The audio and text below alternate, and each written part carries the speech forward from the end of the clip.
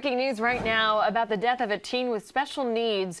We obtained an incident report that reveals a paramedic is now under investigation for allegations he intentionally gave the teen a double dose of medication to, quote, shut him up. The coroner says Skylar Blizzard was a patient at Springbrook Behavioral Health near Travelers Rest, which cares for patients with autism. The report says Blizzard had some kind of respiratory illness and was being taken to the hospital because he was short of breath.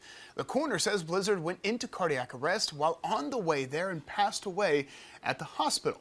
Well, the report then goes on to say that one day after Blizzard died, the director of Greenville County EMS told the coroner's office that they were investigating one of the paramedics who took Blizzard to the hospital. The report says a relative of the paramedic told investigators the paramedic admitted to giving Blizzard a double dose of a sedative, and when investigators tried to find the vial of the medication, they were told it had been already thrown away and the trash cans were empty.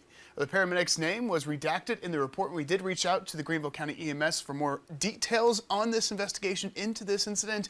The South Carolina Law Enforcement Division is also involved now. Blizzard's cause of death is still pending.